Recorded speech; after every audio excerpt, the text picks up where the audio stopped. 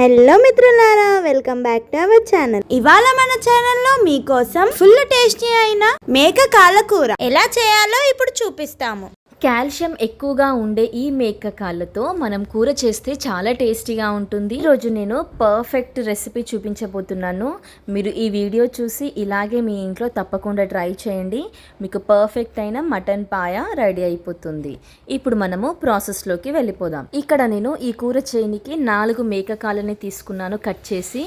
ముందుగా వీటిని మనము పసుపుతోటి బాగా క్లీన్ చేసుకోవాలండి.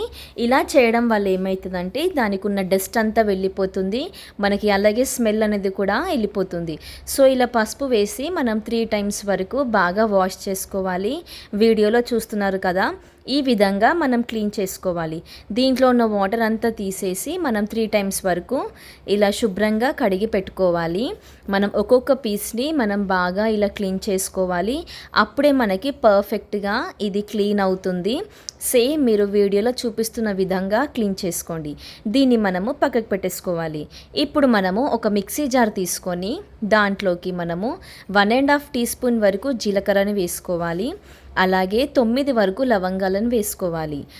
అలాగే కొద్దిగా దాల్చిన చెక్క కూడా వేసుకోవాలి. ఇప్పుడు మనము 2 teaspoonల వరకు ధనియాలని కూడా వేసుకోవాలి.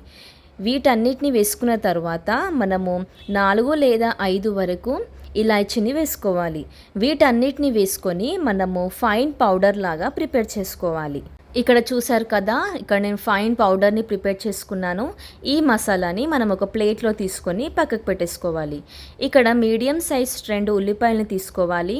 మనము కొంచెం కట్ చేసుకొని మిక్సీ జార్లో వేసుకొని ఉల్లిపాయని పేస్ట్ చేసుకోవాలి. లేదు మీరు కట్ చేసుకొని వేసుకున్నా కానీ టేస్ట్ అనేది బాగుంటుంది. ఇప్పుడు మనము స్టవ్ ఆన్ చేసుకొని కుక్కర్ పెట్టుకొని దాంట్లోకి 1.5 tablespoon వరకు ఆయిల్ని వేసుకోవాలి. ఆయిల్ వేడయ్యాక దీంట్లోకి మనము ముందుగా సిద్ధం చేసి పెట్టుకున్న ఉల్లిపాయ పేస్ట్ని దీంట్లో వేసేసుకోవాలి. అలాగే మనము 2 బగారా ఆకులని కూడా వేసుకోవాలి. ఇవి 2 వేసుకొని మనము బాగా ఫ్రై చేసుకోవాలి.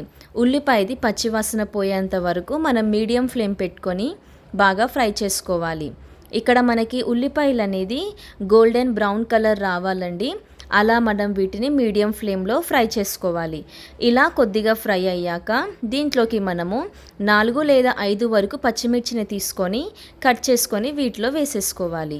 ఇప్పుడు మనం వీటిని ఒక్కసారి బాగా మిక్స్ చేసుకోవాలి. మటన్ పాయ మనం కుక్కర్లో చేస్తేనే బాగుంటుందండి, ఎందుకంటే అది ఉడకనికి ఎక్కువ టైం తీసుకుంది కాబట్టి మనం ఇలా కుక్కర్లో చేస్తే టేస్ట్ అనేది బాగుంటుంది. తక్కువ టైంలో మనకి ఇది రెడీ అయిపోతుంది.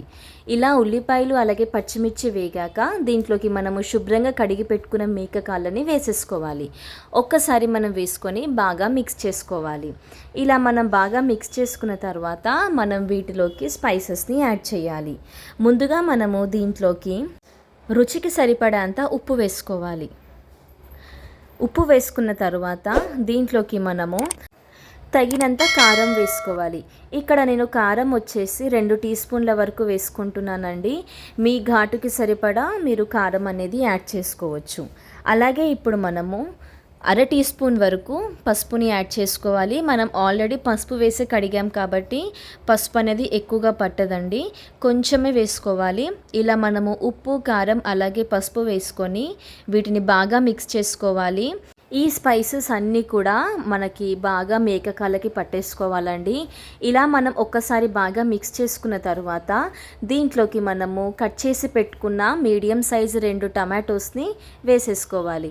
ఇలా టమాటోస్ని వేసుకొని మనం మరొకసారి వీటిని బాగా మిక్స్ చేసుకోవాలి.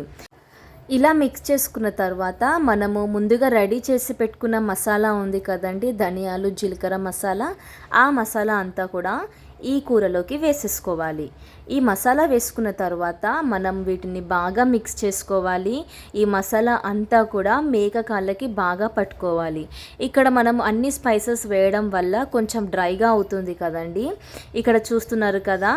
ఇప్పుడు మనం వీటిలోకి గ్రేవీ టైప్లో చేస్తున్నాం కాబట్టి ఇక్కడ నేను కొద్దిగా కొబ్బరి పొడిని యాడ్ చేస్తున్నాను.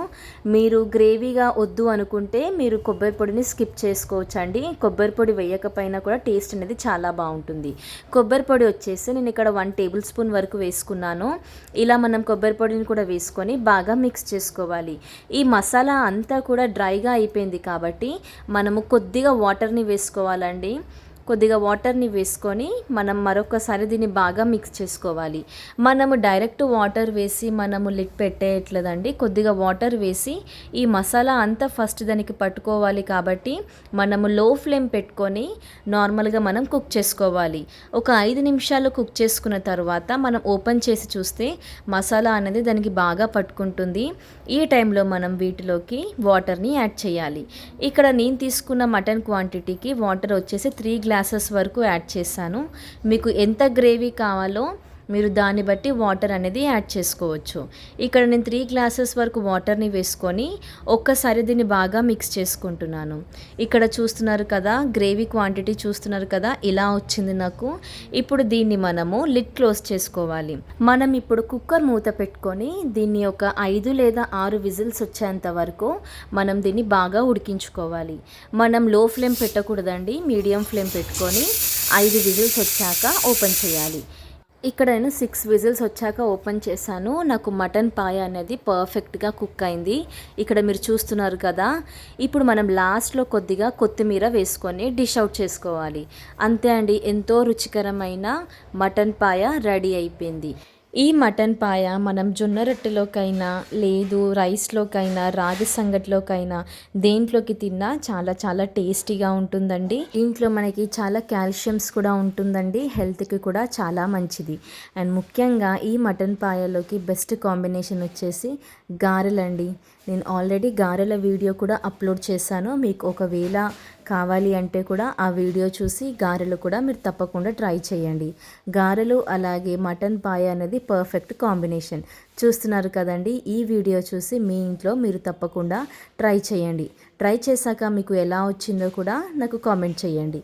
మీకు ఇంకేదైనా కొత్త వంటకం కావాలి అంటే మధు గ్రేస్ఫుల్ బైట్స్కి కామెంట్ చేయండి. Like, share and subscribe. గంట కొట్టడం మర్చిపోకండి. Bye bye.